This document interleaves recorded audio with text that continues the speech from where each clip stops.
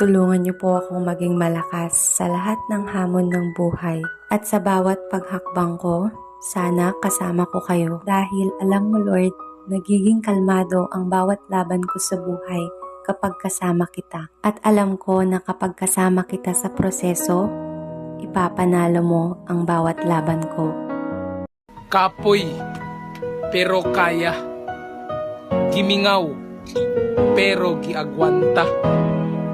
Galisod, pero naay pamaagi. Daghan og problema, pero nangita og solusyon para sa hayag nga kaugmaon.